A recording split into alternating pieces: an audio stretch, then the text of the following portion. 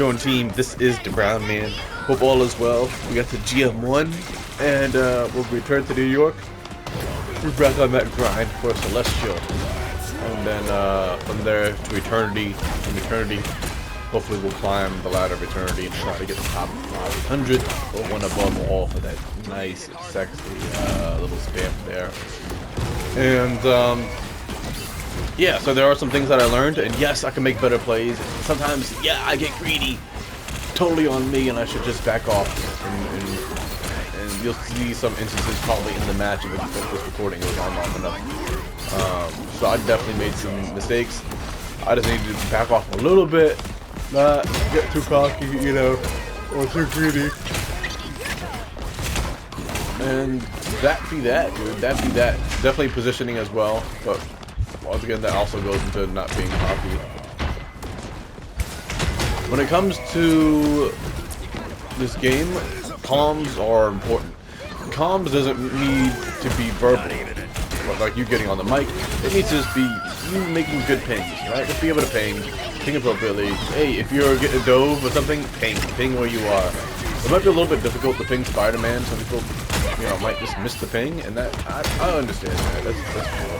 But still, just ping where you are, so someone can know that. At least look behind them, check it out. There's several times where supports would legit back off, and then back all the way off, mid-engage without pinging anything.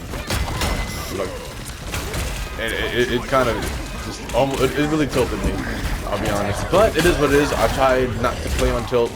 We had somebody say tank diff in terms of us, you know, not having a certain push or them getting 3 points. But it wasn't a tank diff per se. It was more like right here. Once again, right here is where I should be backing off because she's going super deep. I need to go back. I'm waiting. I hear her. And then I'm gonna engage it. We engage here, and then there's there's support.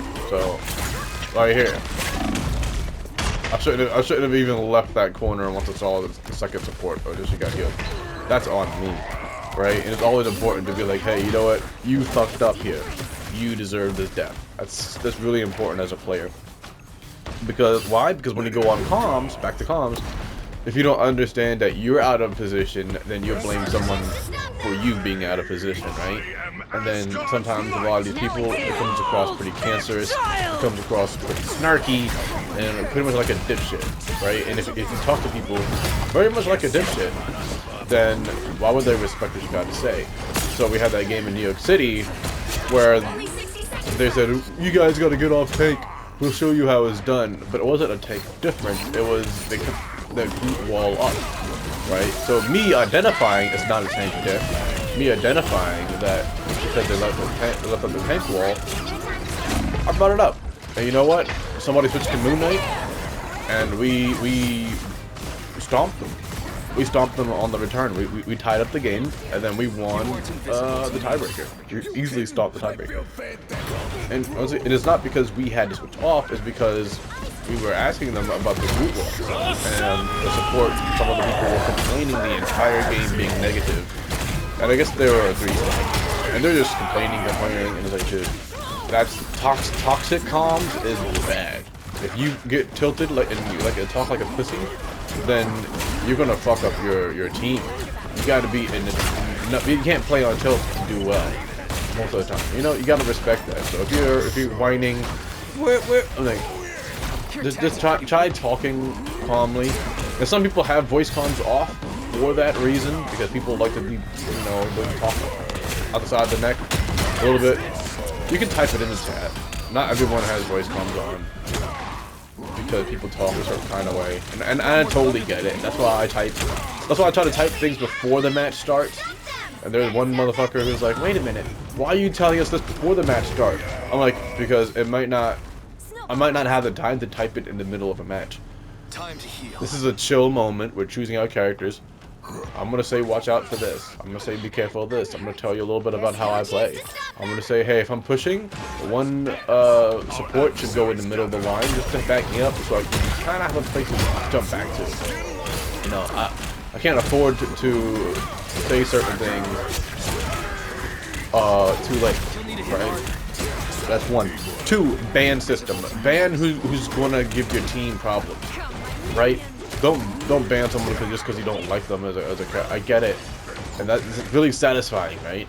But ban who's gonna give your character problems, your team problems. Sometimes it might not be worth banning Spider-Man. Yeah, Spider-Man's a fucking menace, but some of them. Maybe a Magic is more of an issue. Maybe Groot. Groot is going to be more of an issue. Let's say you have a Thor and a Thing right here. Groot is going to be way more of an issue for you guys. You want your tanks probably to be enabled. You want tanks and your support to be enabled. As a DPS, you should be able to handle switches and stuff a bit more fairly. But your supports for longevity and your tanks create space. So your bans are probably going to be for what enables them.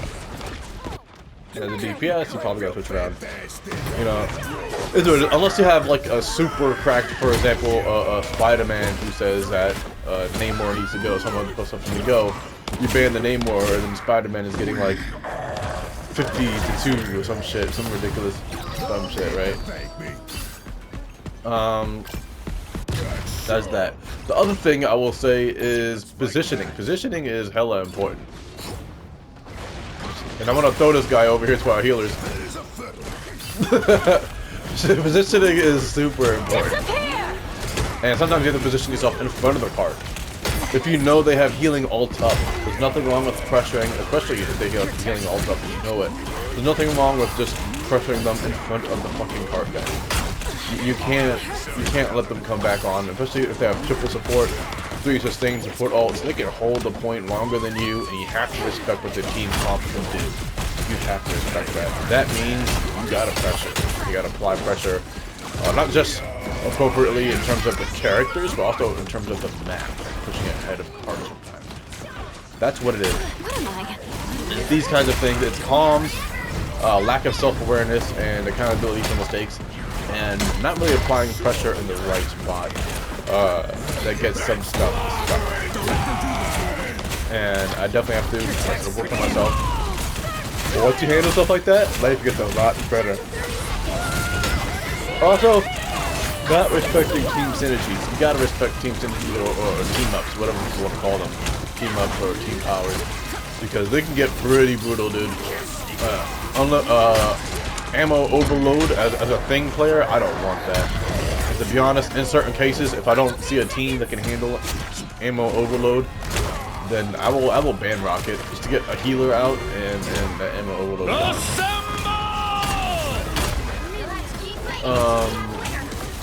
And that leads to I'll say a pet peeve of mine is when people don't pick in preview. So you're trying to ban, and then someone's like, "You banned my main, bro. I was gonna play." But they didn't pick anybody on preview, on pre-select. Like, dude, pick your fucking character so we know how to ban a little bit, so I can see if I can get you back. And aside from that, it be what it be, team. I'm a bit tired, so this is a bit of a ranty thing, but it was definitely fun. It was definitely a fun game. Gotta get to Celestial and then above. And that's that. I'm actually going to be leaving New York City in a minute, and then I'll be back on Monday for that beautiful ride. And it's been fun. It's been dope. And that's that. You guys be safe, stay hydrated, and of course,